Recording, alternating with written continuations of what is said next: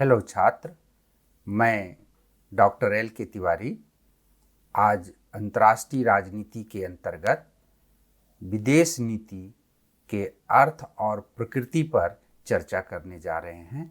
ये विदेश नीति के अर्थ और प्रकृति के सैद्धांतिक पक्ष होगा। इसके दो पक्ष होते हैं, सैद्धांतिक और व्यवहारिक। तो हम आज जो है सैद्धांतिक पक्ष के बारे में चर्चा करेंगे। यहाँ पर हम और स्पष्ट कर दें कि कभी भी जब अंतर्राष्ट्रीय राजनीति को जब हम पढ़ते हैं तो उसके लिए हमें विश्व के राजनीतिक मानचित्र यहाँ जो दिया गया है, इन मानचित्र का जरूर अध्ययन करें और देश की स्थिति को जरूर ध्यान में रखें।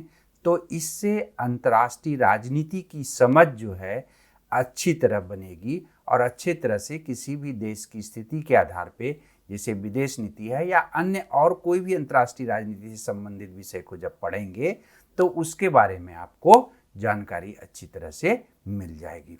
तो हम शुरू करेंगे अंतर्राष्ट्रीय राजनीति के अंतर्गत विदेश नीति। इसमें इस अध्याय में, इस वीडियो में आप विदेश नीति के अर्थ, इसकी परिभाषा, इसके प्रकृति या लक्ष्य के बारे में हम इसमें चर्चा करेंगे। तो सबसे पहले जो है हम आगे बढ़ते हैं और देखते हैं कि विदेश नीति का जब हम अध्ययन करते हैं तो इसके दो पक्ष हैं। विदेश नीति के अध्ययन के दो पक्ष होते हैं। एक पक्ष होता है क्या, सैद्धांतिक पक्ष, ये सैद्धांतिक पक्ष, और दूसरा होता है व्यावहारिक पक्ष। तो ये दो पक्ष होते हैं। सैद्धांतिक पक्ष में हम सिद्धांत में पढ़ते हैं कि विदेश नीति क्या है, इसके अर्थ क्या हैं, इसकी परिभाषा क्या है, इसकी प्रकृति, नेचर या लक्ष्य या उद्देश्य जो भी कहें वो क्या हैं, और सामान्य रूप से जो है जो विदेश नीति के निर्धारक तत्व कौन कौन से हैं आदि चीज़ें जो है इसके अंतर्गत पढ़ते हैं। और व्यवहारिक पक्ष के अंतर्गत हम पढ़ेंगे किसी देश की विदेश नीति को इसके अंतर्गत पढ़ते हैं। जैसे भारत की विदेश नीति हम पढ़ें, चाहे रूस की विदेश नीति पढ़ें, चाहे संयुक्त राज्य अमेरिका की विदेश नीति पढ़ें आदि, किसी भी देश की, उस खास देश की विदेश नीति को पढ़ते हैं। वर्तमान में जो है उसका एक देश से दूसरे देश के बीच का कैसा संबंध है, इन सब चीज़ों के बारे में हम पढ़ते हैं। तो ध्यान में रहे कि अभी जो हम चर्चा करने जा रहे हैं सबसे पहले वह सैद्धांतिक पक्ष को कर रहे हैं। विदेश नीति के सैद्धांतिक पक्ष पर हम चर्चा करेंगे। तो यह सैद्धांतिक पक्ष की जो कुछ मुख्य जो बातें हैं वह किसी भी देश की विदेश नीति को जब हम पढ़ेंगे तो उनमें ये सारी बातें अवश्य रूप से आ जाता है। तो हम आगे बढ़ते हैं और जब इसमें से आगे बढ़ने के पहले सबसे पहले हम देखते हैं विदेश नीति क्या है, विदेश नीति किसको कहते हैं। तो यहाँ पे हम एशिया के मानचित्र को देख रहे हैं, एशिया महादेश के। तो ये क्या है, ये भारत है। ये क्या है, ये चीन है। तो अब यहाँ पे आप देखिए, ये भारत, चीन, या यहाँ पे पाकिस्तान है, ईरान है। ये तो इस तरह से देश को हम आपको बता रहे हैं कि ये कौन सा क्या देश है। ये भारत भी जो है क्या है, एक देश है। इसको राज्य भी कहते हैं, राष्ट्र भी शब्द का प्रयोग करते हैं। चीन क्या है, एक देश है। लेकिन दोनों में से भारत देश किसके लिए है, भारतीयों के लिए हमारा यह देश है। और चीन किसके लिए है, चीन वालों के लिए यह देश है। लेकिन जब भारत के लिए चीन क्या हो जाएगा, ये विदेश हो जाएगा। तो ये समझ में आ गया कि विदेश क्या होता है। दूसरे देश के बारे में जब हम चर्चा करते हैं तो उसको विदेश कहते हैं। अब एक देश का दूसरे देश के साथ संबंध स्थापित होता है। तो संबंध का करने जो स्थापित करते हैं उसकी जो नीतियां होती है उसको सामान्यतः विदेश नीति कहते हैं। लेकिन अब ये चीजें ध्यान में रखना है कि किसी भी एक देश का दूसरे देश के बीच जब संबंध स्थापित करते हैं तो उसमें जो है क्या चीज छुपा रहता है, हित, राष्ट्रीय हित। उस राष्ट्रीय हित के आधार पे किसी दो देशों के बीच जो है संबंध निर्धारित होता है। तो विदेश नीति के केंद्रीय बिंदु में क्या होगा, राष्ट्रीय हित। तो यहाँ पे हम लिखे हैं कि एक राज्य, या राज्य कहें या देश कहें, एक राज्य या देश अन्य राज्यों से किसी प्रकार के संबंध रखकर, किस प्रकार के संबंध रखकर अपना राष्ट्रीय हित प्राप्त कर सकता है, यही क्या है, विदेश नीति। तो यहाँ तक हम स्पष्ट समझ गए कि विदेश नीति क्या है। अब हम चलते हैं इसके अर्थ और परिभाषा को जानेंगे कि विदेश नीति के अर्थ क्या है और इसकी परिभाषा क्या है, इसके बारे में चर्चा करेंगे।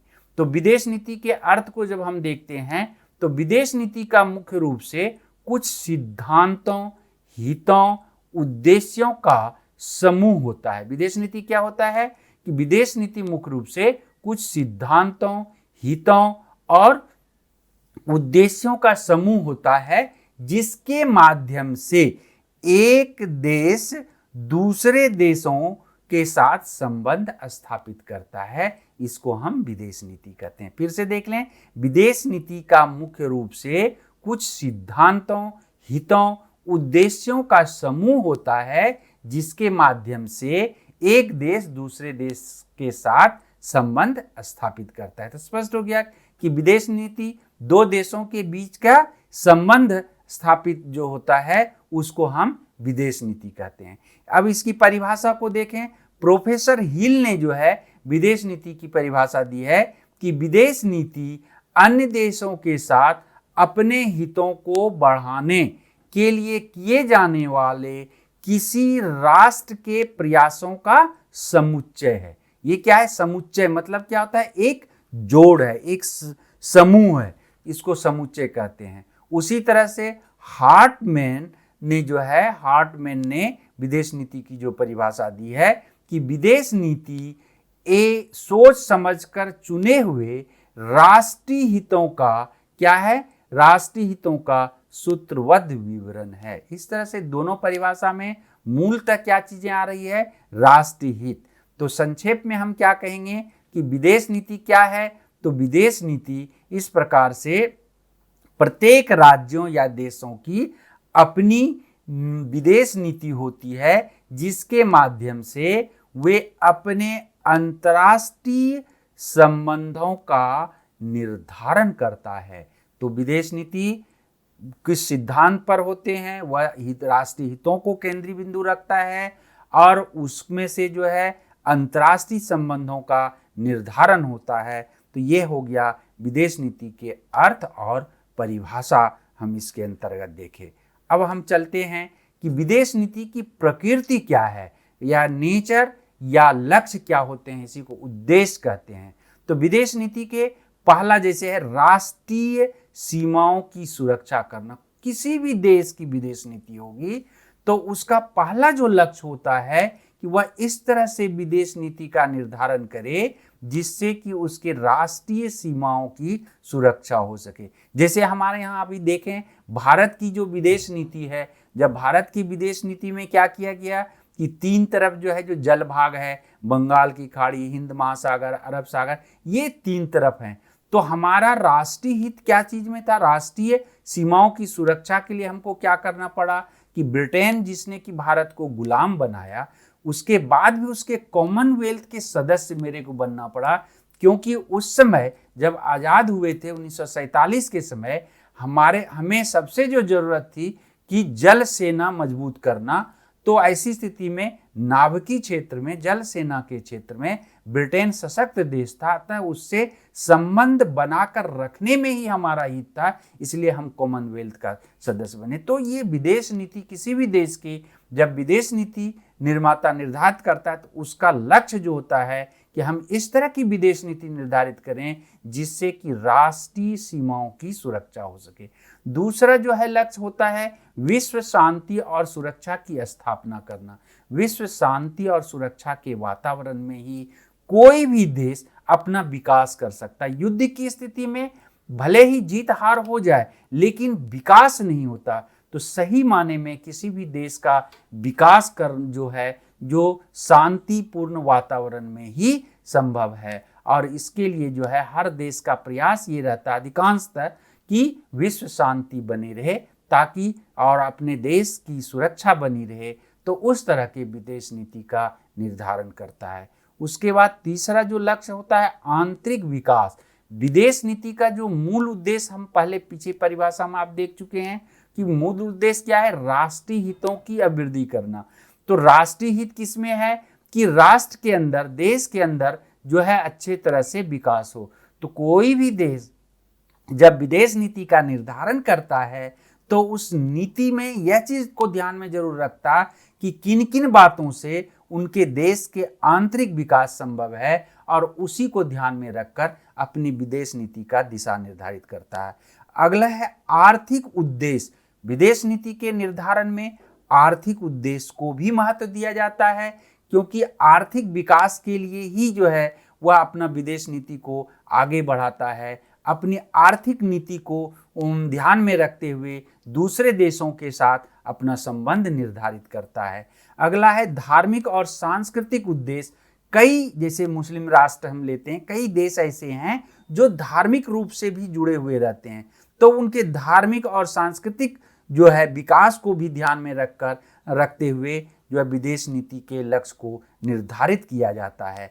अगला है सैनिक दृष्टि से भी जो है विदेश नीति का निर्धारण किया जाता है कि सैनिक दृष्टि से शक्तिशाली बनना जो है, अगर हम कोई भी राष्ट्र शक्तिशाली बना रहेगा तो उसका जो है विकास होगा। जैसे सैनिक रूप से सोवियत संघ जब था तो सैनिक शक्ति को बहुत बढ़ाया, उसी तरह से संयुक्त राज्य अमेरिका शक्तिशाली बना रहा तो दोनों महाशक्ति के रूप में विकसित हुआ। तो इस तरह से हर राष्ट्र अपने विदेश नीति को ध्यान में रखते हुए यह चीज को जरूर रखता है कि सैनिक दृष्टि से वह शक्तिशाली बना रहे, ताकि अंतर्राष्ट्रीय क्षेत्र में उसका दबदबा बना रहे। और अंत में हम बोलेंगे उसका जो विदेश नीति की प्रकृति या लक्ष्य यह होता है कि राष्ट्रीय स्वाधीनता की रक्षा। अधिकांश, जैसे आप जान रहे हैं कि द्वितीय विश्व युद्ध के बाद जो है एशिया, अफ्रीका या लैटिन अमेरिका के अधिकांश देश जो है जो परतंत्र था, साम्राज्यवादी नीति के शिकार था, जब वह स्वतंत्र हुआ, आज़ाद हुआ, तो उसका विदेश नीति का जो लक्ष्य रहा कि राष्ट्रीय स्वाधीनता की रक्षा हो सके, जैसे भारत भी था उसके अंतर्गत। तो ये चीज़ को ध्यान में रखा जाता है कि हमारा विदेश नीति कुछ इस तरह से हो कि हम फिर साम्राज्यवाद, उपनिवेशवाद के शिकंजे में ना आ जाएं और हमारी स्वतंत्रता बरकरार रहे। तो इस तरह से हमने देखा कि विदेश नीति जो है कि क्या है। तो विदेश नीति के बारे में जितनी चीज़ें देखा कि अंत में हम निष्कर्ष पर चलते हैं कि विदेश नीति राष्ट्रीय हितों की अभिवृद्धि है, और विदेश नीति की प्रकृति और लक्ष्य उस देश के राष्ट्रीय हित के अनुसार निर्धारित होता है। अर्थात सभी देशों का जो है राष्ट्रीय हित अलग अलग हो सकते हैं, तो उसके हिसाब से जो है हर देश विदेश नीति का निर्धारण करते हैं। तो हमने इस वीडियो के अंतर्गत क्या क्या देखा कि हमने देखा कि विदेश नीति क्या है, विदेश नीति के अर्थ क्या होते हैं, और विदेश नीति के प्रकृति या लक्ष्य क्या हैं। इसके बाद के जो दूसरा वीडियो आएगा उसमें हम जो है जो चर्चा करेंगे कि विदेश नीति के निर्धारक कौन कौन से तत्व हैं, और उस तत्व तक या उस लक्ष्य तक प्राप्त करने के कौन कौन से उपकरण विदेश नीति के अंतर्गत पाए जाते हैं।